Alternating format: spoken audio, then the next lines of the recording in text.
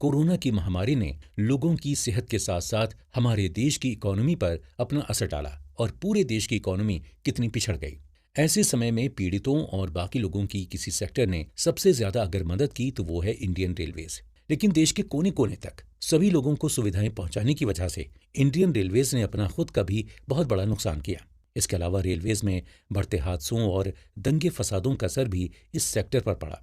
ये तो जैसे देश के युवाओं के लिए एक खेल बन गया है। सरकार कोई भी नई स्कीम लाएगी और अगर युवा पीढ़ी को वो पसंद नहीं आई तो वो ट्रेनों को जलाकर अपना विरोध जाहिर करेंगे। टॉपिक चाहे कोई भी हो, भुगतना हमेशा रेलवे सेक्टर को ही पड़ता है। जैसा कि हाल ही में हमने सबने देखा कि कैसे सरकार की लाई अग्निपथ स्कीम के विरोध में यूथ जनरेशन ने अपना सारा गुस्सा सरकार की प्रॉपर्टी को तोड़ फोड़ कर निकाला। इन चीजों में सरकारी बसें, दफ्तर और ट्रेनें भी शामिल थीं और इसी की वजह से इंडियन रेलवेज को करीब 1000 करोड़ का घाटा हुआ। हालांकि अब इन घाटों को नजरअंदाज न करते हुए भारतीय रेल ने अपनी जिम्मेदारियों को पूरा करते हुए एक बहुत बड़ा इन्वेस्टमेंट करने का फैसला किया है। इस इन्वेस्टमेंट के मुताबिक भारतीय रेल ने 2030 के लिए एक राष्ट्रीय रेल योजना यानी NRP तैयार किया है। ये योजना साल 2030 तक भारत के फ्यूचर के लिए रेलवे सिस्टम को बदलने की एक योजना है। NRP का मकसद है कि साल 2030 तक मालगाड़ियों की हिस्सेदारी को 45% तक पहुंचाया जाए, जो फिलहाल 28% है। इसके अलावा इन मालगाड़ियों की स्पीड को बढ़ाना भी सरकार का एक लक्ष्य है। साथ ही इस रेल योजना में साल 2024 तक कुछ जरूरी प्रोजेक्ट्स जैसे 100% इलेक्ट्रिफिकेशन, भीड़ भाड़ वाली जगहों पर प्लेटफॉर्म को बड़ा करना, दिल्ली हावड़ा और दिल्ली मुंबई जाने वाली ट्रेनों की स्पीड को बढ़ाकर 160 किलोमीटर प्रति घंटे करना और साथ ही साथ शहरों के बीच मेट्रो लाइन के प्रोजेक्ट को भी शुरू करने की योजना जैसी कई योजनाएं बनाई गई हैं। सरकार द्वारा बनाई गई इस योजना में प्राइवेट सेक्टर्स को भी शामिल किया गया है। भारतीय रेलवे के लिए अकेले के दम पर इस योजना में इन्वेस्ट कर पाना लगभग नामुमकिन है। इसीलिए भारत सरकार ने रेलवे द्वारा दिए जाने वाली सेवाओं में बिना कोई बदलाव किए प्राइवेट कंपनियों को 109 रूटों पर ट्रेन चलाने के लिए रिक्वेस्ट फॉर क्वालिफिकेशन यानी RFQ के लिए इनवाइट किया है।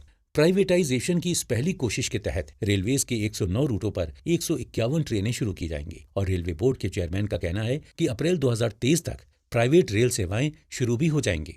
इन ट्रेनों में कम से कम 16 डिब्बे होंगे और इनकी रफ्तार 160 किलोमीटर प्रति घंटा होगी। हालांकि ये प्रोजेक्ट रेलवे में केवल 35 साल के लिए ही प्राइवेट कंपनियों को दिया जा रहा है। इसके अलावा साल 2015 में मुंबई से अहमदाबाद के बीच बुलेट ट्रेन शुरू करने की भी घोषणा की गई थी, जिसका काम सितंबर 2017 से चल रहा है। वैसे तो अब तक ये पूरा हो जाना चाहिए था, लेकिन कोरोना की वजह से अब साल 2022 की इस गाइडलाइन के हिसाब से इस काम को एक साल बढ़ाकर 2023 तक कर दिया गया है। अब ये बुलेट ट्रेन 2026 से भारत में शुरू होगी और इस बुलेट ट्रेन को भारत में चलाने के लिए भारत ने जापान के साथ समझौता किया है।